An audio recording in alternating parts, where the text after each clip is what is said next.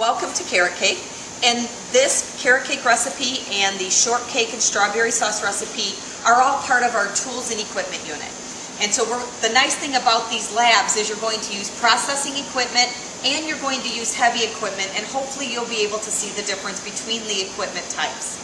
Alright, so to get started, what is processing equipment? Processing, it grinds, it slices, it purees. So we have some examples here. We have a food processor. We're going to use this to shred the carrots.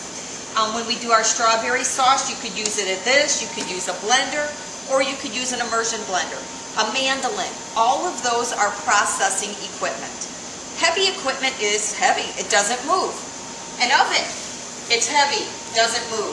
Our industrial mixers back there, that's heavy equipment. It's not meant to be picked up and moved. Our little mix masters, though, are more processing because you can pick them up, move them, clean them, and all of that. So heavy really has to do with, meaning it's meant to stay stationary in one place. So we're going to start with carrot cake.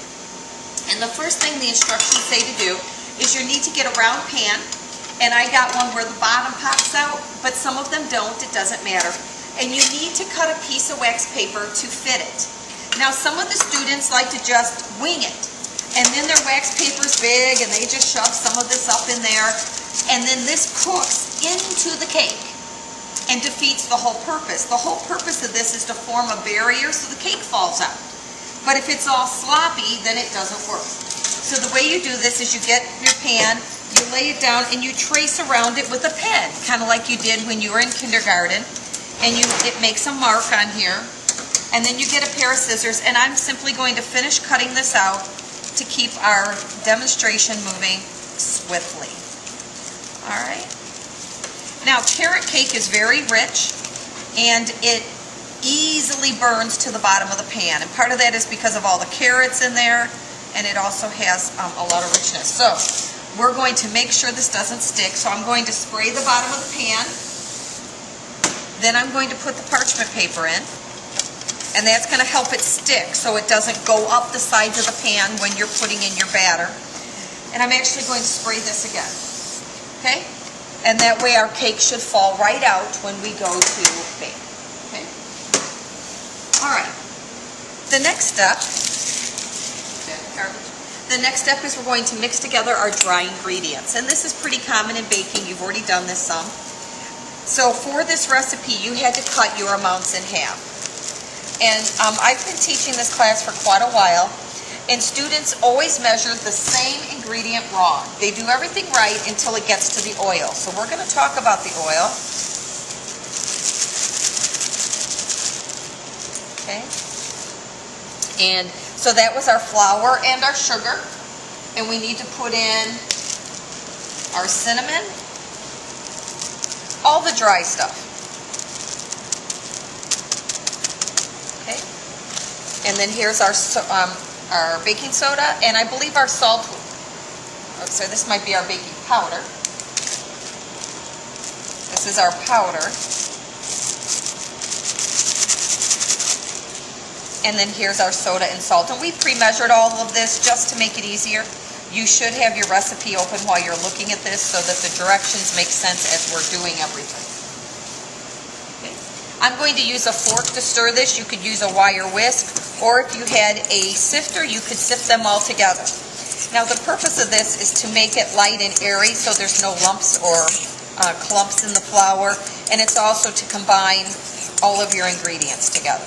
You don't want all your cinnamon to be in one bite, or all your salt for that matter. Okay. So you get all of that mixed up.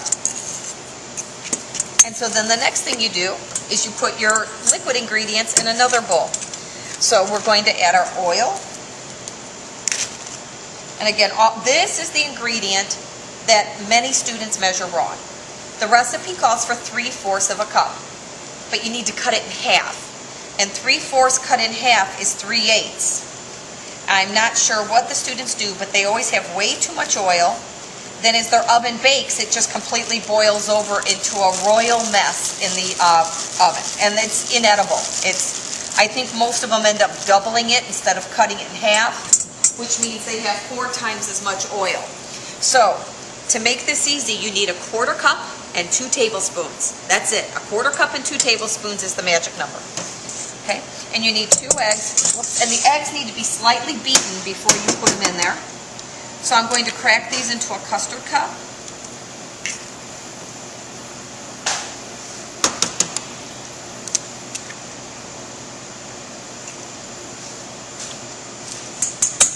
And I'm just going to use my fork and slightly beat these before adding them to my oil. And this just makes them mix with the oil better, and then they mix better into your dry ingredients. Okay. Now, the next ingredient we need to add is our 1½ cups of shredded carrots. I will not need this many carrots, but first of all, carrots are a root vegetable, which means they grow in the ground. So when carrots are growing, this part is in the dirt, and then there's green leaves, that are above the dirt. So these have to be washed before you use them. So I washed them. Well, then we don't want this end in our cake. So you'll cut those ends off, and if they're, and then as well as the other end. And now these are all ready. They've all been washed, and the ends cut off. Okay? Food processor. These are made, this is processing equipment, which is easy. Food processor is processing equipment. These tools are made so that you can never get your hand in here because they will destroy it. I mean, these are run with a high-powered motor. So there's a bunch of safeties built in. First, this is your bowl. You have to put it on and lock it. If it doesn't lock, it'll never turn on, and I'll show you that as we keep going. Okay, so that's locked on. These tools have fingers here, little holes, for you to pick up the blade so you're not actually handling the sharp part. And it's not perfectly round, so you may have to play with this to get it to drop down a little bit. Okay. If you look, this part has a piece of plastic that stands up. This one does not. This unlocks the safety in here, or locks it. All right, it locks into this groove. So if it doesn't lock, you can hear a click right there. That's the safety. If it doesn't click, the machine will not turn on. So if I turn this on right now, it works. If I unlock this just a smidge, it will not work. If I unlock the bowl, this will not even slide in. Everything has to be locked in before the machine will turn on. Okay, so we're going to put our carrots in through here. Now granted, if you were crazy enough, you could probably get your hand down here and it would shred your knuckles really bad, but that is obviously not being safe at all. You always want to read your instructions. Okay, so I'm going to get a couple of carrots, put them in here. This tool will help push them down.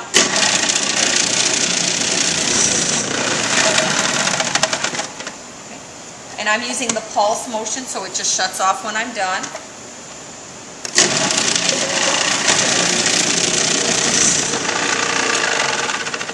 And I have more than enough. Now, you saw how fast that was to shred? I shredded 6 carrots in a matter of 10 seconds. If you're making a lot of carrot cake, this is the way to go because it'll save you a lot of time. Okay, and I'm going to kind of use this as my dirty dishes bowl.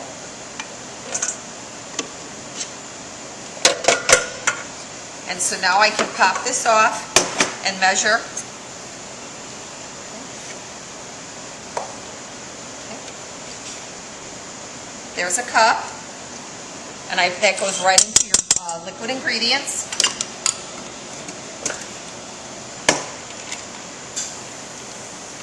And here's a 1/2 cup. Okay. I will just set this aside.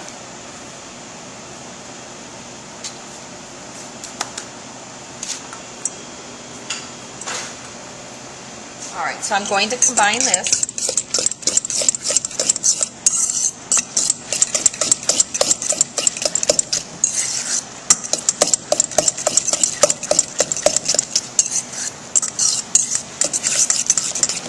And now you combine your liquid with your dry.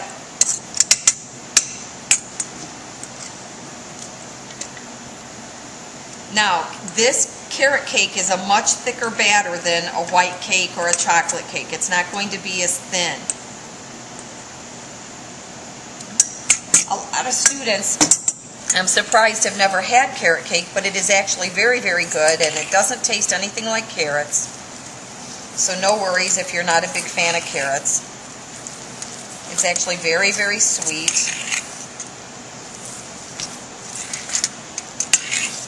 And I am going to switch to a rubber scraper because all the batter's just going to get stuck in the board.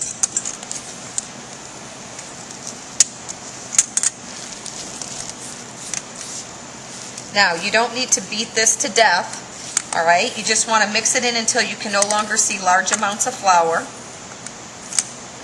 or sugar, you know, the whole dry ingredients.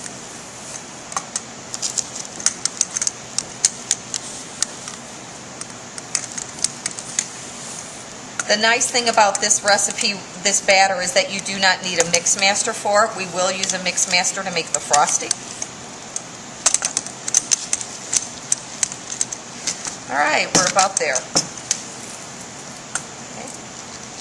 All right, so we're going to spread this into our pan.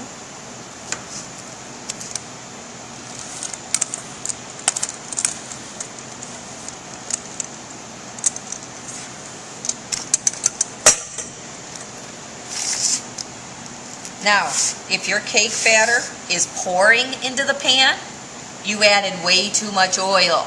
That should be clue number one. There's really no sense in even baking it, because if it's too thin, it's going to boil over, and we're going to just scrape it off the parchment paper and put it into the garbage. It is a lost cause at that point if you have quadrupled the oil. Okay? 1/4 cup and 2 tablespoons.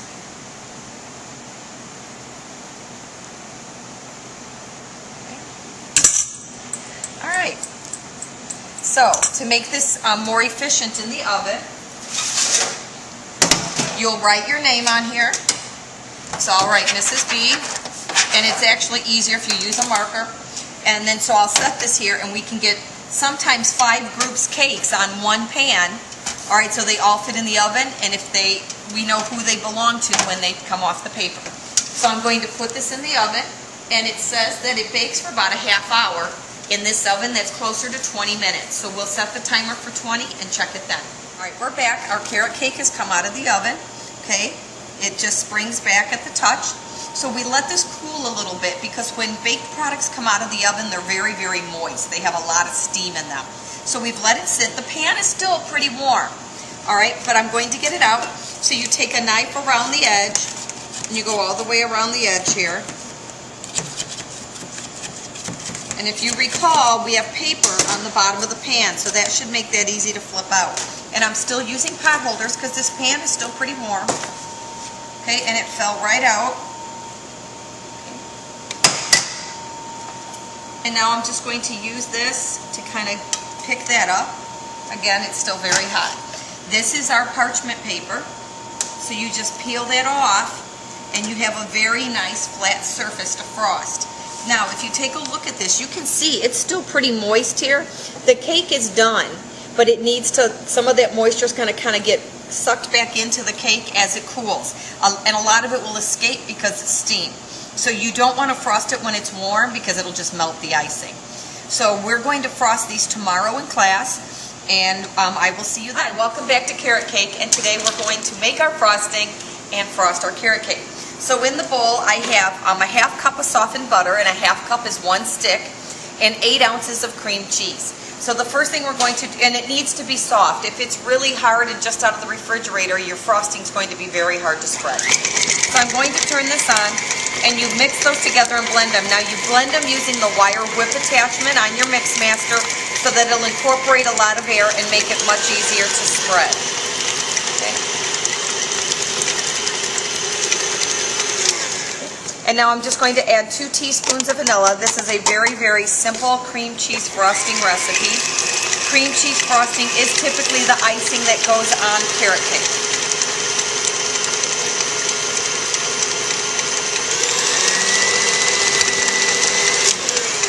I'm going to scrape this down just so that I get all of the cream cheese off the side of the bowl, and give it another quick mix before I start adding my powdered sugar.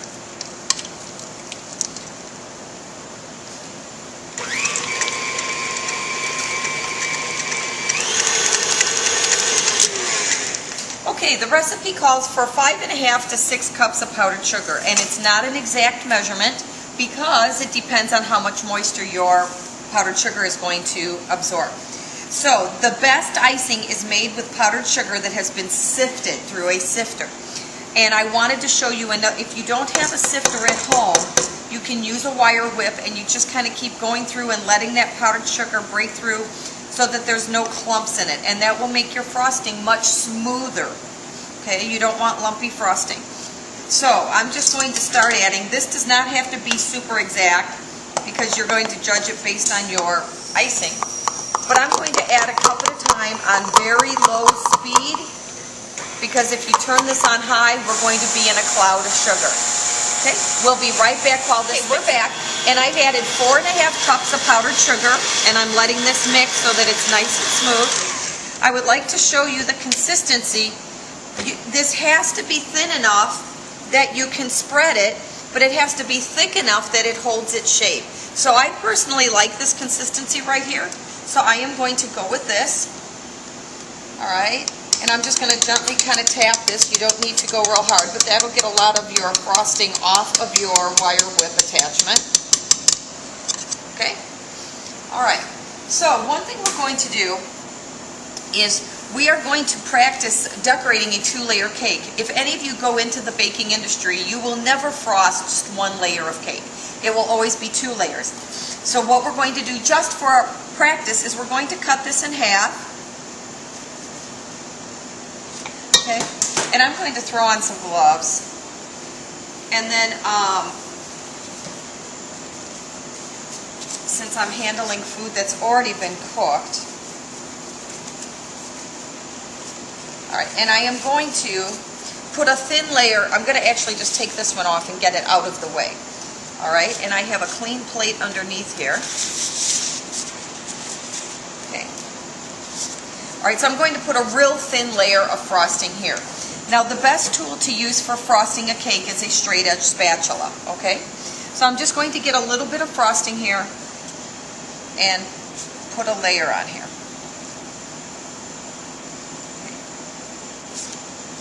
Now, I'm one of those people that I love frosting, much more than I like the cake. All right, so for me, I'm going to put even a little bit more on there so that it definitely separates the layers. Don't worry about it hanging over the edge here. Okay, and now I'm going to take my other layer and lay it right on top. Okay, so you can see you definitely get 2 layers. All right. Now this Lazy Susan is wonderful for decorating or frosting cakes, and you will use these more in the cake decorating unit as well. Okay. All right, so I'm going to get some more frosting. Okay. And I'm going to put a thin coat on here. Now we're going to decorate this with pecans. So if you get a little bit of crumbs in your frosting, they will be covered up with your pecans. And you should have more than enough frosting in here to ice everything.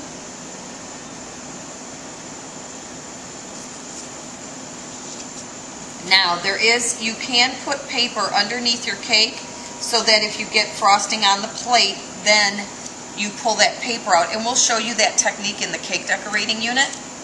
Okay.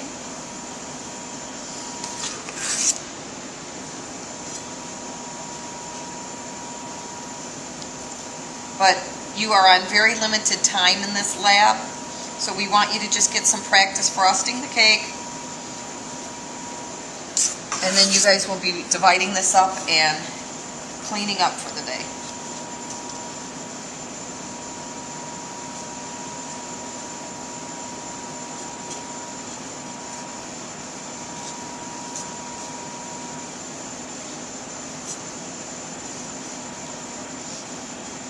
Almost done here.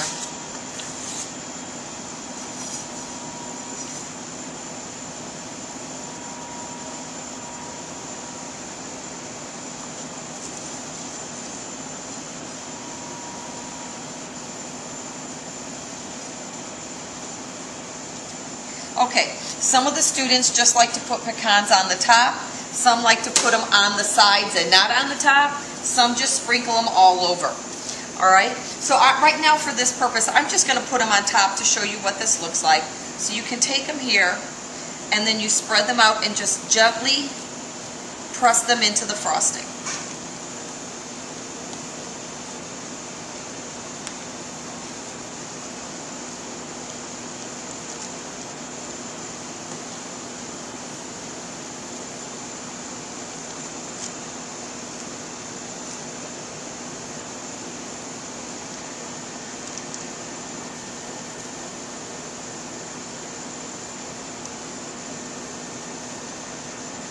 I do personally like it when it's either just on the top or just on the sides versus all over the cake. Some students add it to their frosting. That makes your frosting much harder to spread. All right, because it has all these little nuts in there. Okay? So again, you could do that, or you could just put it on the sides. And if this was a glass plate, you know, you could go around. I can just use my hand here and clean up the plate. Again, we will show you a technique in the cake decorating unit for keeping your plate very, very clean. So now you will cut this for your group and enjoy.